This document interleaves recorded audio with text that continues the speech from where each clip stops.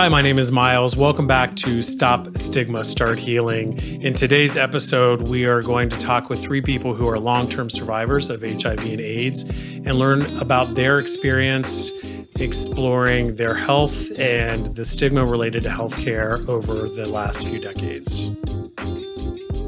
Hello, my name is Miles, and I am your host of Stop Stigma, Start Healing, the raw and uncensored podcast where we talk openly and unapologetically about our lives as trans, lesbian, bi, gay, queer, and HIV positive humans. Our goal is to stop the stigma that prevents us from getting the healthcare we deserve. Each episode will feature real people in our community in conversation and storytelling. My disclaimer: the experiences shared here are valuable and important. They are based on the lives of those in this space and some of you who are listening. Prepare to be educated, shocked, seen, triggered, and informed. No matter your response, keep the conversation going. We are stronger together. Start healing. Today's topic is on HIV and AIDS and the long-term survivor edition. I really struggled with what to call this, but I wanted to do two episodes on HIV and AIDS in our community. And because I think there are different stories based on when you were first introduced to HIV and AIDS. I think as we know that historically in the 80s and 90s, it was a disease that often meant a death sentence. And nowadays, getting the diagnosis has a very different meaning. So I want to share those experiences in the next episode. But this one specifically, I wanted to make sure that we got to really honor some of the experiences of some pretty amazing people I know that have been living with HIV and AIDS for a long time. And so with that being said, I'm going to open us up to do introductions. So tell us your first name, your pronouns, and what you want the audience to know about you. And I'll just start with Chris. Oh, okay. I'm Chris. I am a 64-year-old gay white male. I have 3 children. I have grandchildren. I have all of the fun stuff that goes along with a family. I am originally out of Toledo, and I say that with a little bit of embarrassment. But I'm who I am, and I don't apologize if I offend people. Great. And we'll hand the mic over to you.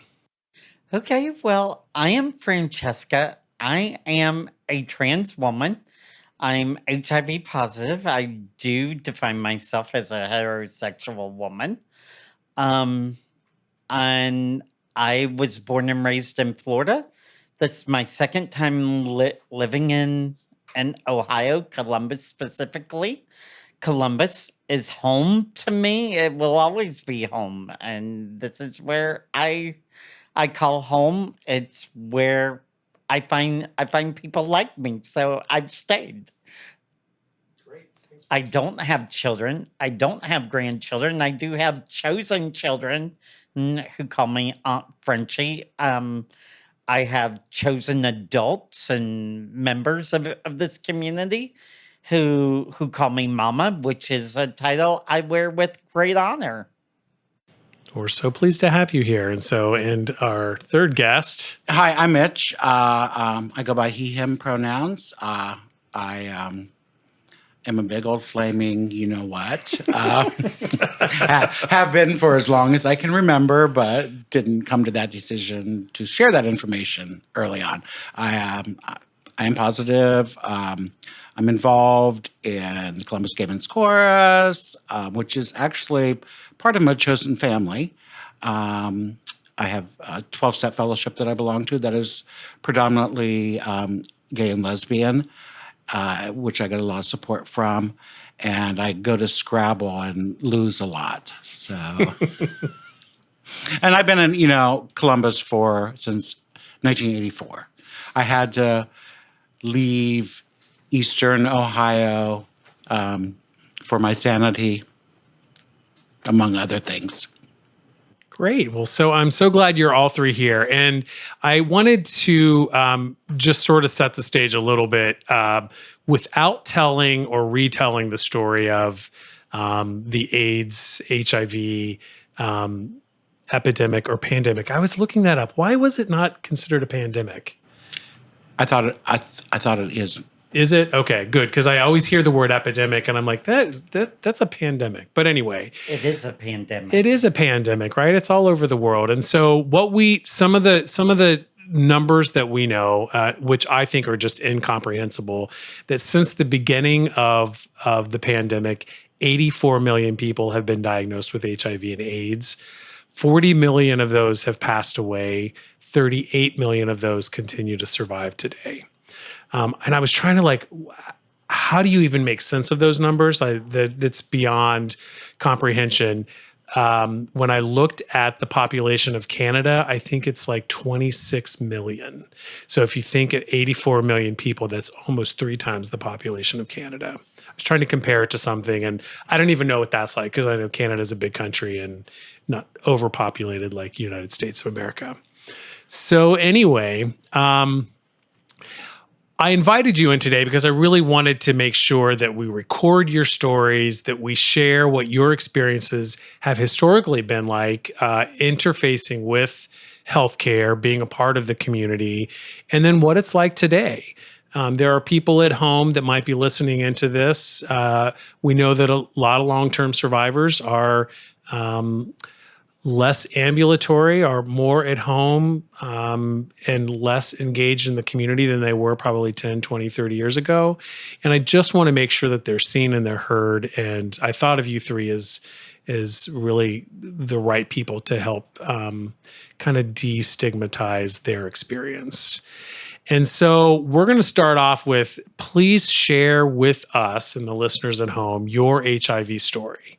And I'm not really going to shape what that needs to look like. I just wanted to hand that over to you and tell the things that you thought were important. And you can go in any order. I'm not going to call you out. Well, I'm getting the look, so I'll go first. Ladies first. I will just say for me, growing up as a young male in Florida, in a very rural area, I can remember in 1981 this coming to be, and I can remember all the stories about the Ray children, Ryan White, everything else happening, and the fear happening. And I was like, well, I've got to do something. Something has to be done. Everyone's in fear. And, I'm a person of faith also. So I'll just throw it out there. I'm also recently ordained and licensed by the state of Ohio since 2014. So I can marry you, bury you, and baptize children, all of that for you. But I will say that, whenever it was a very tough struggle growing up, knowing who I was in a very rural area and knowing this was happening and trying to put on that hyper masculine sense of I can't live in fear. And then I went shortly into Marine Corps after graduating. I got dismissed because of being called effeminate, blah, blah, blah. So the long story short is that I went through a whole lot of processes. I did drag, and I can remember back in 1984, 85, whenever I did one of my first drag shows. And it was our drag queens, our lesbians, our trans women were doing the work of caring for those with HIV. And we were running security. If you didn't have to perform, you were running security at someone's house, protecting them from the family coming in. But I can remember a time when churches were building double doors because you would have a funeral leaving and then another funeral coming in. But in 1985, I can remember specifically hearing by the year 2010, and you would know someone who was living with, affected, or had been diagnosed with HIV.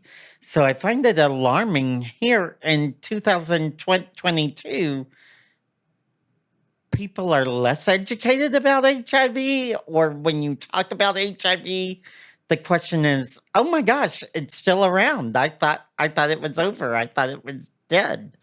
But I will just say I was a victim of a rape and a carjacking from leaving from heading to a drag show in Columbus shortly after my divorce.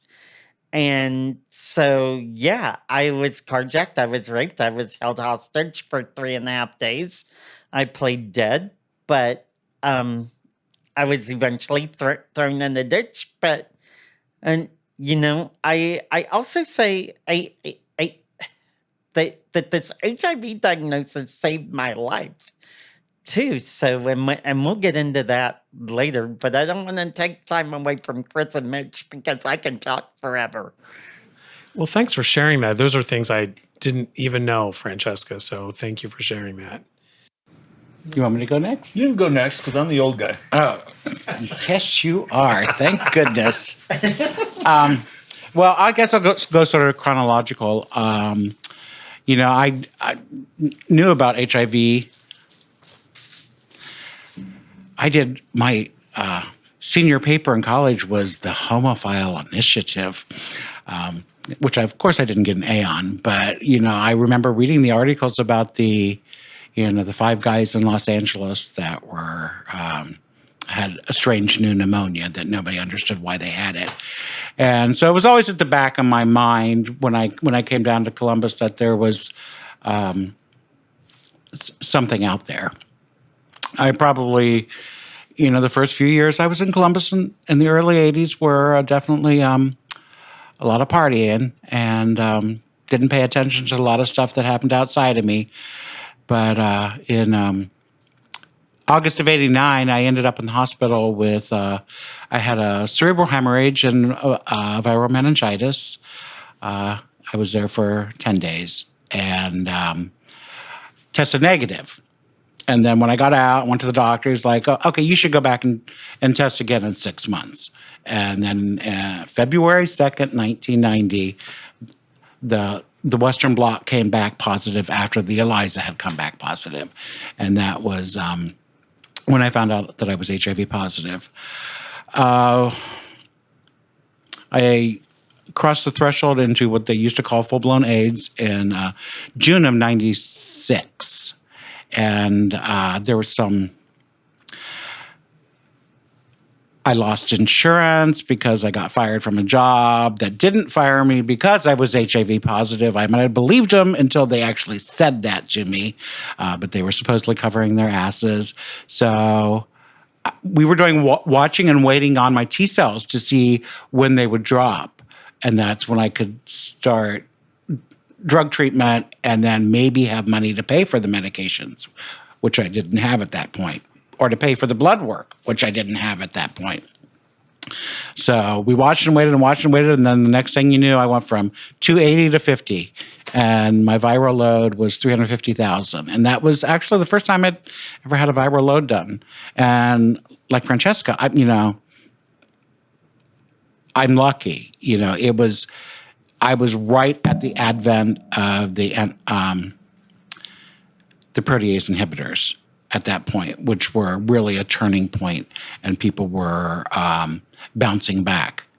I remember the first couple healing weekends I went to, it was 18 months was considered a long-term survivor of an AIDS diagnosis. Okay. Thanks, Mitch. Okay, Mitch. Hand that over to Chris. And they hand it to me. I came out late in life. I came out when I was 40, and I moved to Columbus from Toledo, and all of a sudden became like a kid in a candy store. And I had people telling me, "Oh, Chris, don't do this. You're going to regret it. You're going to get something." And I ended up with all the other STDs, but HIV never showed up. And then on the 8th of May of 2001 at 4:23 p.m., my primary care physician asked me why I thought I may have tested positive for HIV. And the world stood still. I went into a deep depression and had to just tell myself, this is not going to take you out. There's better meds, and don't think about all of your friends that have died. So I picked myself up, dusted myself off, licked my wounds, so to speak, and got back out active in the world. And 6 weeks later, at a Columbus Gay Men's Chorus cast party, I came out publicly with it. And it was like taking the weight of the world off my shoulders. I didn't feel that I had to hide anything. I knew I didn't dare let my family know. I come out of a Baptist background that they would have just run me up the flagpole. So I jumped right into clinical trials at Ohio State. And that way, all of my medications and all of my care was being covered through the AIDS clinical trial group. And my family didn't need to know because my ex-wife worked for the insurance company that I carried my insurance through. And I knew if HIV crossed, somebody's desk, they'd be right over to her. So I got into the trials unit, started out on a 4-drug cocktail, and it was at that time trying to figure out if it was what works the best. 4 drugs, 3 drugs, 2 drugs, 18 pills, whatever. And I just kept going and going and going. I was fortunate enough being in the trials to be overseen by what I consider to be one of the best HIV doctors in the country. And Dr. Para always made sure that everything was going right for me. And here I am, 20 plus years later, and I'm still kicking, and don't ever expect HIV or AIDS to knock me down. I think that's important. Talking about the clinical trials, Ohio State Hospital is one of the national It's one of the leading hospitals in the nation. And if someone can gain access to that clinical trials unit, you're really set, and it's really good. Not everybody can do that, but at least you can go in there and get information and referrals.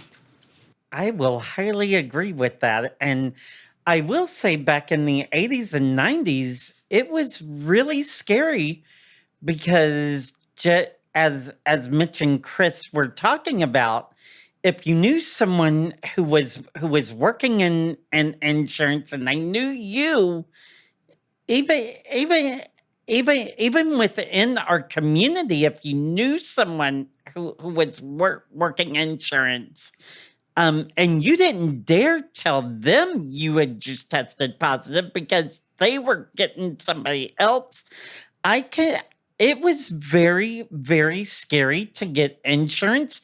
It was very scary hooking up. It was scary. And I will say, just like Chris said, I can remember going to clinical trials as that gay male after testing positive. And I can even remember the fear because I can remember going to, I didn't believe my results. At the hospital, I went to the old health department down on Washington Street that no longer even exists there. And I mean, it was so scary. I think my tennis shoes were stuck there when they demolished the building. but I paid for 5 rapid tests, and you had to pay for rapid tests back then, and it was $10 a test. And they were like, we'll test you all day long, but it's still going to come back positive. And then I was sent to a Dr. Para, who has since retired, but I was also working in food service, waiting tables. I couldn't disclose my status, but I was taking 18, 20 pills a day. And back then it was like, and you had to take it with pasta. You had to take it with cheese. You had to avoid dairy. And you would set alarms every 2 or 3 hours, or you would have a buddy who was calling you saying, "Hey, have you taken your pills?" Because yes, and we still have Lazarus men and Lazarus women walking around today. We don't talk about, and those were the men and women who were told get their affairs in order because you won't survive and go max out all your credit cards. I was told that, and I said, I am not a gallon of milk. I'm not going to expire. And I said, I'm a fighter, Dr. Para. I'm not giving up. And I will tell you, I have taken 23 years now. I have taken 23 years, which were not promised to me. And I hope I've made a difference with all those 23 years. But I think it's also important for those listening and those who don't know terminology. It is not okay to call someone living with HIV dirty or use the word clean or dirty. You are clean. You take a shower. You are important.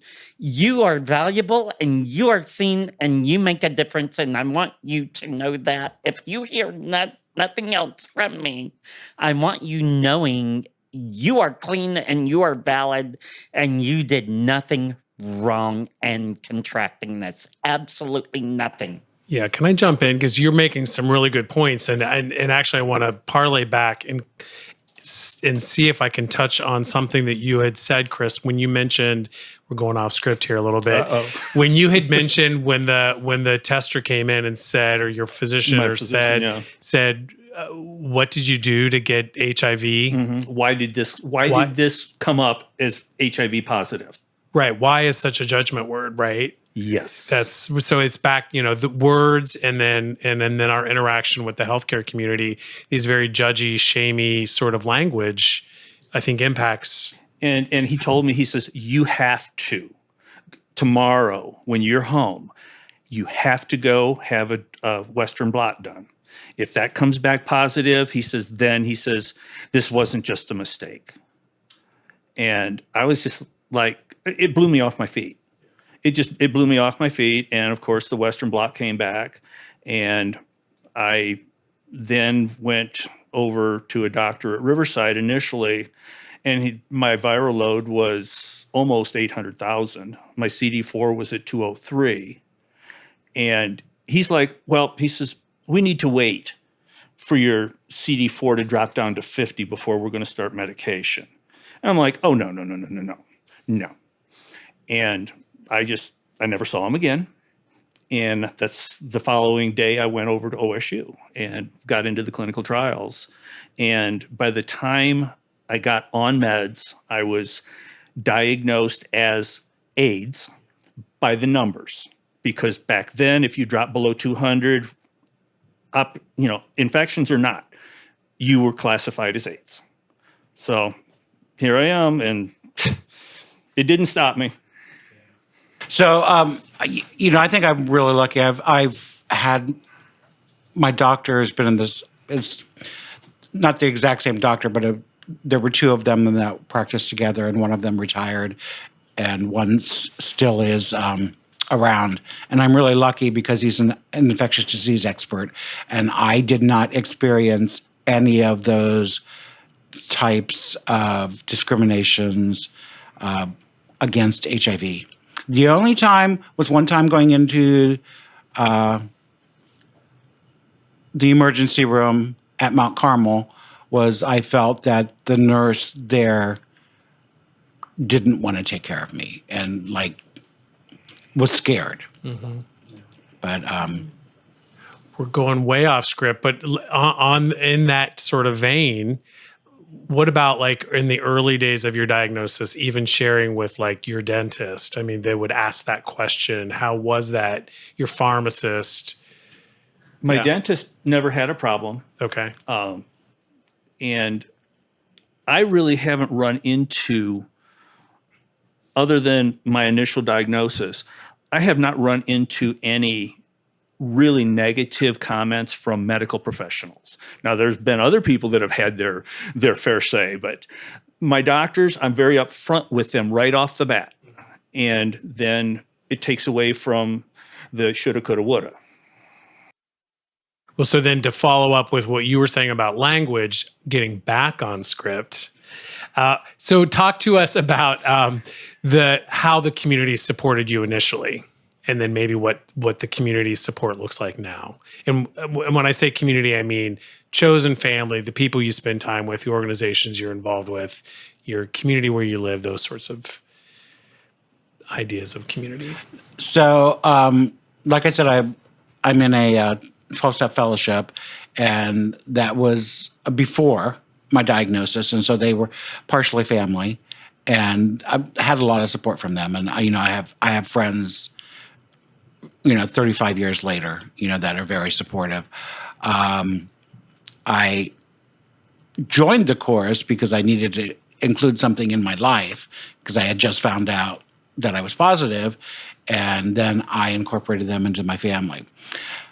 Now, I did my physical family, my biological family. I had probably about maybe 2 years after I was diagnosed. I can't remember exactly when it was. I went home and I said, I have two things that I need to tell you. I have HIV, the virus that leads to AIDS, and I'm gay. Oh, the 1-2 punch I call Double it. whammy. So, and the reason I did that was because of, would there be a place that I could be taken care of if I needed that? If I was if I was getting ready to go out of this world, would I have a safe place to be? And I needed to know that. And I found out that they would be there for me. The gay thing took a little bit longer. And there's still lots of judgment there, but cool. That's it. Well, for me, it was strange because a lot of people I thought in the gay community and performers I was performing with, and I didn't realize it at the time. Whenever I came in and I just said, well, y'all, I just tested positive and I don't know what the F I'm going to do. And they said, well, girl, go on home. Take care of yourself. I thought they were shunning me. I thought they were disowning me. And I was like, oh my gosh, my own community's turning against me. So I call them my hillbilly family from rural Florida. And I told my dad, and my dad was just like, okay, so and you're left-handed, and then even though I am right-hand dominant, and he said, we're gonna get through this. And then my brother, who was going through cancer at the time, looked at me and said, "You've always struggled with your identity. When are you going to start living in your truth? This is the time for you to wake up and make a difference."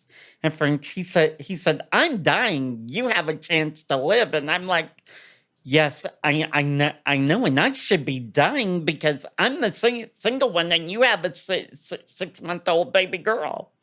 You should be staying, but he's like, no, you've got a purpose. So, but I was always close with him, but he gave me, I think he gave me my fight.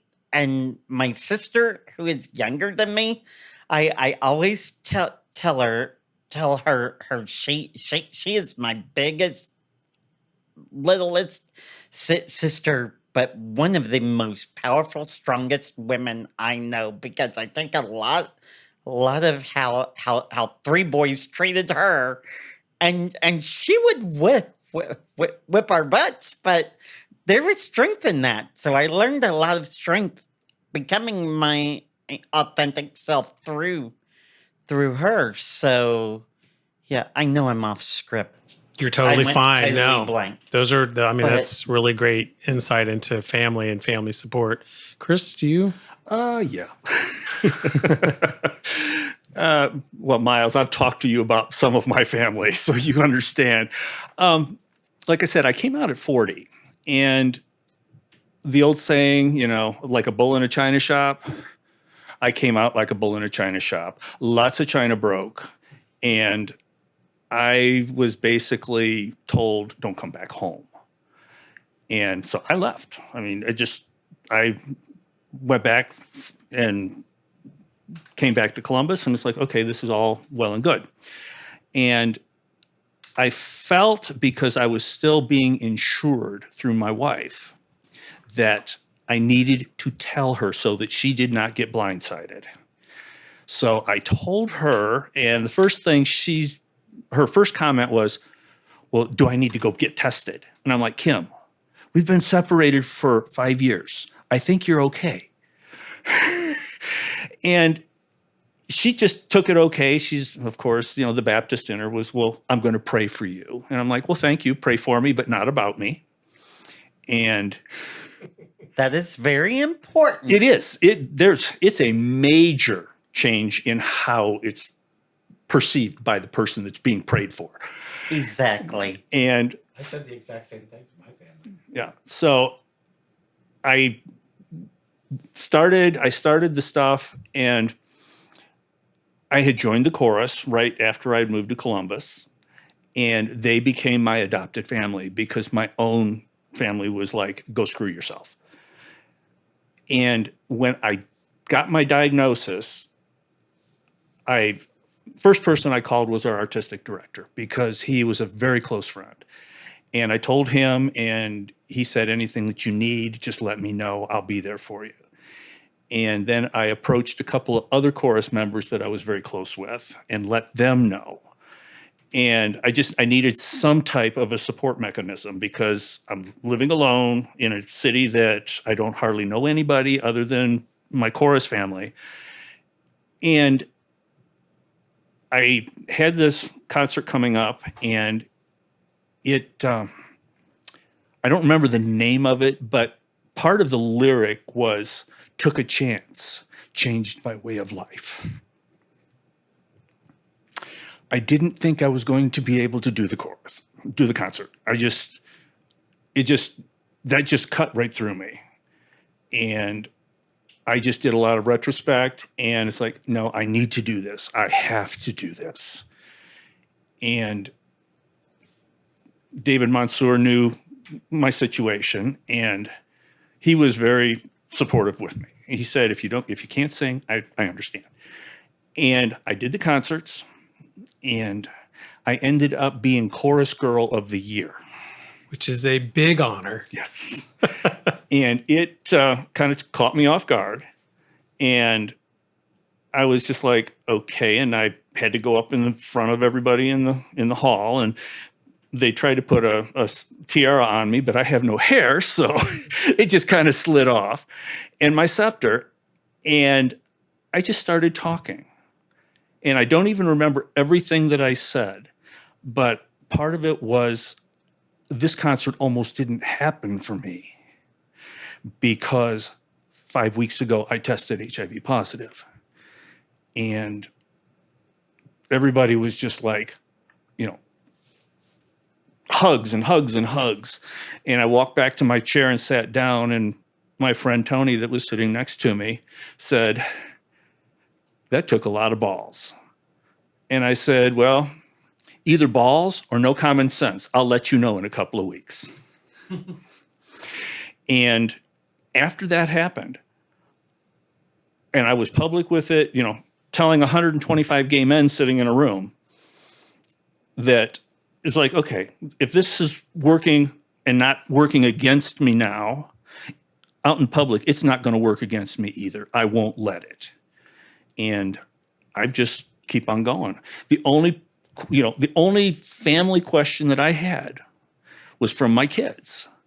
And I told them in the car one night as I was taking them back to Toledo. And my oldest daughter, who's just like her dad, said, "Well, are you going to die?" And I'm like, "I don't plan on it. Why?" She says, "Well, then fine." So it took a while for the rest of my family to kind of adapt to it. And then I was backed into a corner by my older sister to either tell my mother or she was going to do it for me. And so the partner that I had at the time was bipolar, and he just went off. And so we sat mom down out on the sun porch and said, "This is what's going on," because she wanted to know why there was so much argument going on out in the garage. And I just told her, I said, "Mom, I'm HIV positive." And she says, "What's that mean?" I says, "That means that I have the virus that can cause AIDS." And she's like, "Why are you telling me this?" And I said, "Because she said if I didn't tell you, she was going to do it for me." And my mom looked at my sister and she said, "I have enough things to worry about with your father's health." She says, "I certainly did not need this added to the mix." And that was kind of a surprise coming out of my mom. And to this day, she still asks me about my counts. And she's 91. And she has used my HIV diagnosis. She said something to one of her neighbors who lost her son in 1995 to AIDS. And it just has created a really big dialogue for me when I'm down at mom's in South Carolina to be who I am and not be afraid to talk about it. Great. Francesca, I saw your hand up. I just wanted to say I can relate to you, Chris, because I can remember I said I've lived in Columbus twice, but very few people know when I lived in Columbus the first time. I was attending World Harvest Bible College. I was married at the time. I was living on the east side, and yes, I was trying to suppress and pray the gay away. And I was in every single pray the gay, pray this desire away, pray that desire away. And I'm here to tell you the more you try praying it away, the more it will intensify it and the more your truth will come out. But I can also, my wife at the time went to the school and told them I had done drag in the past, blah, blah, blah. I was expelled from school. Long story short, I came home to this 2-bedroom apartment. I had nothing. And the only thing I knew with a roll of toilet paper in the bathroom, and the quickest way for me to survive and get food and make some money was trying to find some way to create a dress, go to a thrift store, find a dress, try to borrow money from somebody, and get on stage, find some heels, get some hose on, get some makeup on, so that I could eat that night, and that is part of my truth. And I will say that as a person of faith, I support you. You don't have to pray away anything, and it is important how you pray for someone, because I had so many people say, "I'm going to pray for your healing." I don't need healed. I told them I have been healed. I know my God. My God ordained my steps. I know this. I know that. This is my truth. I'm gonna walk in it.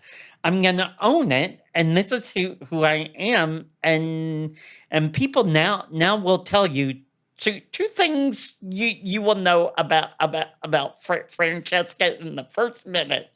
One, she is trans, and two, she is living with a HIV before something else comes out, because those two things, if you have a fear of those or prejudice, I don't need you around. I got to protect my sphere. Yeah, I ran into it thrown in my face by one of my sisters that, well, you got this because God's trying to get your attention to come back to him. And I'm like, excuse me. I said, if, he's known everything from the beginning of time, has known everything going on. He knew I was going to come out gay. He knew I was going to get HIV. So you can't blame this on me. You can't blame this on God. If we were to really place the blame, we would place it within society, because society forces you to live a heteronormative life. Mm-hmm. And because if we were true about things, trans people, gay people, we've been around forever. We have been here since the beginning of time, and we have been celebrated in many cultures and religions, and especially trans people used to hold very high places in authority as bankers, rulers, and deities within governments and that. So if there's anyone to place blame, it is those forcing you to deny and live a lie that is untrue to you, and that is society's problem. The it more- is not ours. Yeah, the more you two talk, the more I'm writing down ideas to bring you back for other episodes. So just be careful. I wanted Bring me back. Mitch's hand went up just a little bit, and I just wanted to make sure he had some space to I step just in. wondered if he wanted to talk about some things like alternative. There were lots of support groups when I first found out, and a lot of them were alternative because the drugs either didn't exist or they were very, very toxic, and then which leads me into side effects from some of the early medications that we took, and what they especially Kristen at OSU. Oh yeah. I mean, can I start? Yeah, please go for it. So I remember that there was a Monday night support group, and a lot of times it just seemed like the Monday night support group was like, okay, who's died in the last week? And then there was Thursday nights, had multiple different Eastern type of approaches, sometimes nutritional, sometimes meditation. But I really latched into those things early to help me cope with my diagnoses. And there were, we went to, and I probably went to a funeral every couple months for 5 or 6 years, at least. The side effects of medications I had and still have, I had peripheral neuropathy. I lost most of the feeling below my knees. And I didn't notice it until one time I looked down and I was bleeding because I had gotten a huge splinter and I didn't feel it at all. So, of course, I had to go off of that medication and try a different one. I developed kidney stones because of one of the protease inhibitors that I was on. I get to have some lovely blasting to my kidney stones done next month. Yay. That sounds exciting. Yeah. Mitch. And, I was really sick, Social Security officer came into my hospital room and helped me fill out the paperwork to get the disability. And I didn't want to do that again. So one of the early protease inhibitors I was on, the first 3 months, I threw up every single time I took the pills. And I would catch them and I would rinse them off and I would retake them because I didn't want to die. Well, yeah, you had to. And that was not Yeah. uncommon. And it was not uncommon back in the 80s or 90s. Whenever someone passed, you were taking someone's meds and you were giving those meds to somebody else because, again, and insurance was scary. It was scary to talk about insurance. So you were passing meds around that I don't encourage that by any means now. But back then, It was that is how reality. many It of was us reality. had to survive. Yeah. We were taking a dead friend's meds. Literally, we were taking one of our friend's meds who had died. We were taking their meds to survive and live. No, that's just really sort of what I wanted to bring up, that, because there was a time period there where there was a desire for HIV negative gay men to seroconvert. And I don't know if that's still, Oh, I don't know. breeders? It's still. I don't know if breeders are still out there. if it's still out there, but it's not all fun and games, Let me just say, we still have those bug chasers out there. And many of you who know you equals you, we still have the chasers coming because we have youth who think, hey, I want to get this. I want you to purposely infect me, because I can get free rent, free food stamps, free this, free that. Let me tell you, it is not easy living on Social Security. I'll just be honest, kids. I'll tell you, I live on $1,200 a month. And without getting support, I would be on these streets of Columbus, or I would have to be doing sex work to survive, to have a place to live. And that's not okay. And it's not okay to go chasing this. The whole chaser thing. I had one young man that was just continually bothering me, wanting me to breed him. Breed me. I want the disease.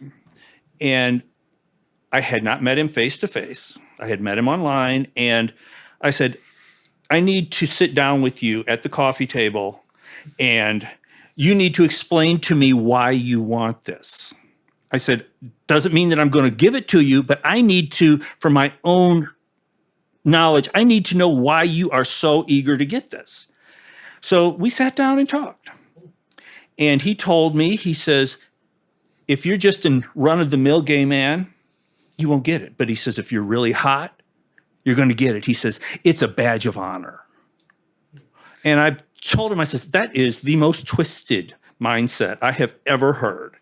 And he says, well, if you won't do me, I'll find somebody else who will. And he did. And he sent me a message, and he's like, I tested positive. And I'm like, okay. I says, what meds? He says, they're having trouble finding meds for me because they said my strain is resistant to almost everything out there. That is another thing we need to talk about, because people want to be purposely infected. And if I'm telling you, your dating game changes when you contract HIV, the rejection you get just from saying I am HIV positive. I had 2 months ago, I was talking with the guy. I was just talking with him, and he said, I got to go buy a new phone because I'm talking with you and you're HIV positive. I said, you are in your house on the east side of Columbus. I'm on the west side. There is no contact. There is no sexual contact. But this is the mindset of some people. And we really have to talk about the law as an HIV positive person, and as someone who tells people what they tell you when you test positive is that if you don't tell someone before engaging in sex, now you have to know how that other person defines sex. And sex in many cultures could be considered holding hands, a kiss. It could be many, many things, but you could be held accountable and be arrested for not disclosing. And I tell people this: I make sure there's a third party. I get text. I make sure you understand. You have to tell me you can understand what it means for me to be living with HIV. Also, furthermore, a second part of this law, which they don't tell you, is that if you are living with HIV and you're out with somebody and you go home with them and you're intoxicated, even though and your partner may have consented for that hookup, and your partner who you are engaging, or partners, if you're in a plural the situation, you must tell them, and they must be competent and coherent. If they are influenced by pot, tina, whatever, alcohol, you have to put the brakes on and say, no, I cannot engage in sexual activity. You have got to CYA as an HIV positive person, and these are laws on the books. People don't tell you the second part I just told you all, but it's very scary, and you have to know your law. Folks. Sure, there's right. So I mean, for those listening, there are state laws that criminalize HIV transmission or alleged transmission in Ohio, and there's an effort in the works to modernize those laws. Yeah, because I was talking with somebody not too long ago, and it was not even attempted transmission, failure to disclose. Yeah. And he said that we've got to get this off the books. He says, U equals U. He said, this has to come off the books. Failure to disclose can get you, and it's on you as the HIV positive person to prove. So this is why I'm taking my next step. I'm going to become a notary so that I can help this community and come and notarize and put a seal on there. Well, I'll go ahead. No, I just gonna say, and there are places I'm thinking of that place and that person that was incarcerated in Iowa. It's a felony, and you go to jail, and it happens. Yeah, it does. It happens here in Ohio. We have a young African American male in New York State who told his status, and he is still in a mental hospital for the rest of his life, even though his sentence is done. And you look up Newshawn Williams. It's very, very real, people. It's scary. I knew this would pull the belly fire out of Francesca, which is why I'm glad that she joined the conversation. But we have the studio for an hour, and there is probably 10 hours of content that we could kiki about today. And I want to be mindful of our time together and make sure that we can get back to the final questions, which, how has your relationship with healthcare changed over the years?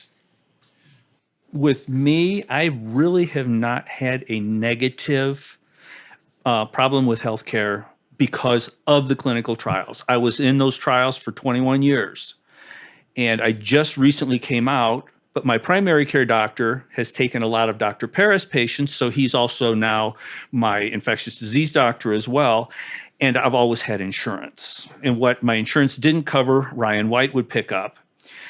And at this particular time, I'm in limbo. My former insurance ended July 31st. I had to buy 2 months worth of coverage on the marketplace, which has just been a disaster. And the last 5 days, I have probably spent 15 hours on the telephone trying to get my HIV injections taken care of. Who's going to pay for it? What's going to pay for it? And I got to the point, it's like, you know what? I still have my old cocktail in the house. I have 4 bottles of it.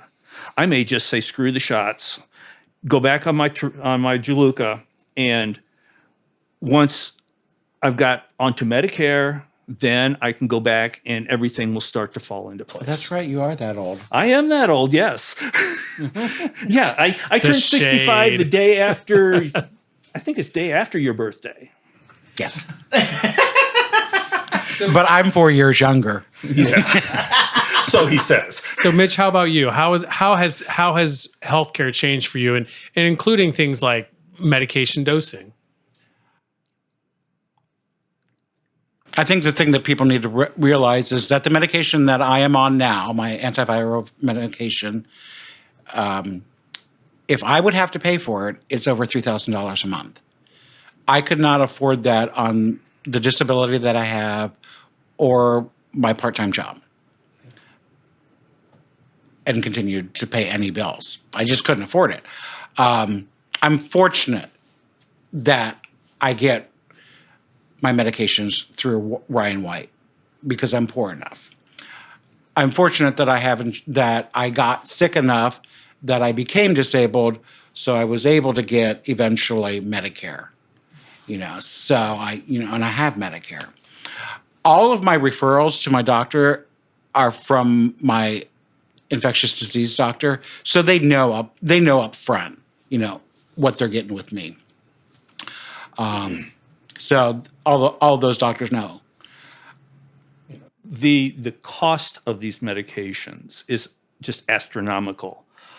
I went from a 1 pill a day, and because of other health issues this year, I was missing too many doses. I'd forget to take my morning meds. So my doctor said, would you consider doing the shots? He says, it's 2 shots every 2 months. I said, Cabernuva, I've heard about it. Does it really work? I've been on it now for 5 months. And I didn't realize until just this past week how expensive those 2 shots are. It's over $9,700 every other month. That's crazy. But if it keeps me going. Thank you, Big Pharma. Yeah. Yes, hello, Big Pharma. I will say, coming out as trans back in 1999 after testing positive, I was fortunate that the doctor I was going to identified as lesbian at the time. She's since retired. I had a conversation and I said, I know I need hormones. Otherwise, I'm going on the black market. I'm going to go get them. Otherwise, I'm going to wrap a car around this pole out front. And she said, no, and we're getting you on estrogen. We're getting you on estrogen shots. I can tell you back in 1999, we didn't know much about trans and HIV. What I can tell you is that back in 1999, when I wanted to have my surgery and to have gender confirmation and lose the male anatomy and become female anatomy, I was told I would never have that opportunity. And now because of U equals U and because of universal precautions, blah, blah, blah, I had my surgery in 2019. But what I can tell you is that trans care has come a very, very long way. I believe if you are trans and you want the care, it may require you to move to a more metropolitan area to get that care and to get the competent care you need. But I mean, if you need it, you're going to make a way.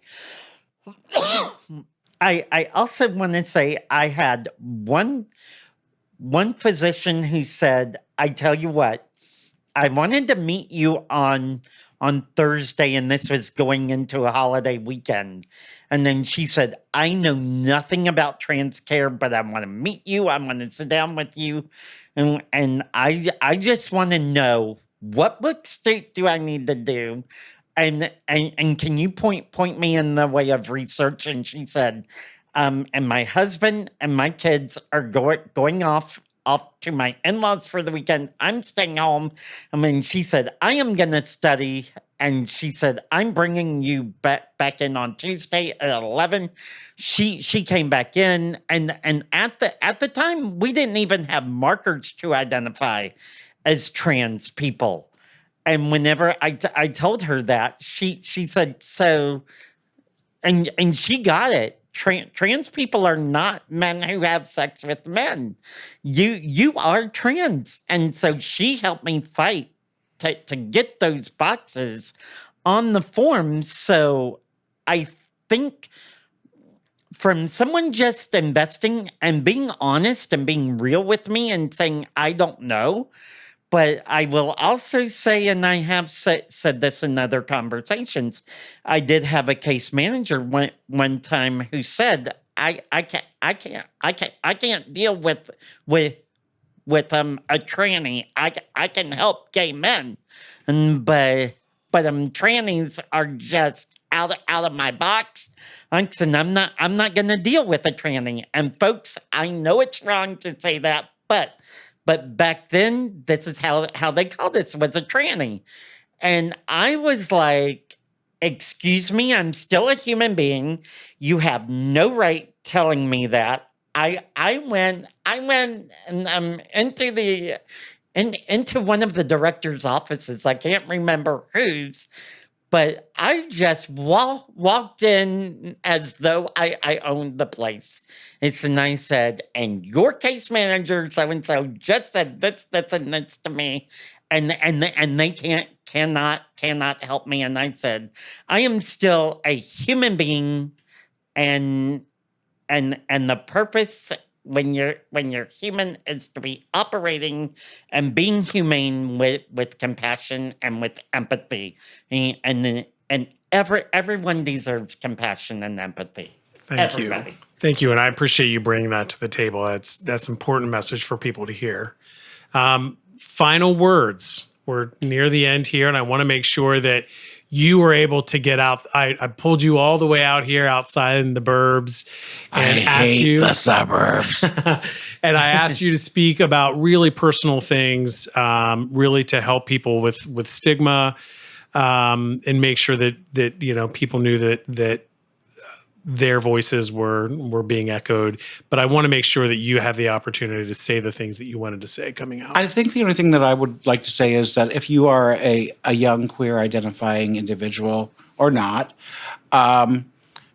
you have a lot of wealth of knowledge and information with your elders, and get in contact with those elders, whether they be HIV. We can definitely tell you stories, so that we can pass it on to the next generation. Don't ever be afraid to research and ask. That is the key.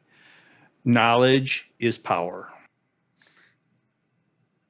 I am trying to summarize my paragraph because I want to say so much, but this is what I want you to know. One, I am often asked as a trans woman why I show up and why I demand space, and if not, I bring a folding chair because I learned in 1972 as a young kid, if there isn't space for me, I'm bringing a folding chair. Thank you, Shirley Chisholm. I give honor where it's due. I want you to know I don't care. HIV touches every single socioeconomic race. It combines us. It brings equality and dimension to every single one of us and our stories. Every single one of you are valid, and I want you to know I show up and I show out and I fight for you, because if not me as a trans woman and of like 56 years of age, who will, and I will say it takes balls to do this.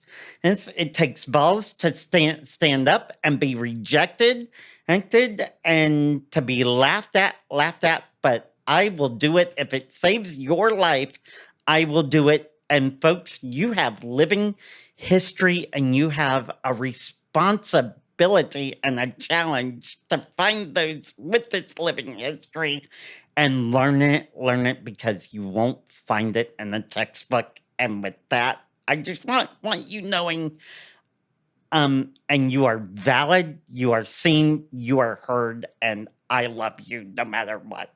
And you can't do anything about it. Well, you just said all of the things that I was going to say to close this discussion out today. As I mentioned in the beginning, there is way more content here than we could get through in an hour. And I knew that coming in, and I appreciate you allowing me to shape it as much as we could to get the central message out and to get your voices heard. So I appreciate you taking your time out and being here and sharing your stories with us. And for those listening, please keep talking about this. Share it on social media, share it with your friends, your family, have these conversations. Tune into some of our other episodes because we're going to be addressing many of these other topics that have come up today in some of our other episodes. And with that, we will sign out of Stop Stigma, Start Healing. Thank you very much.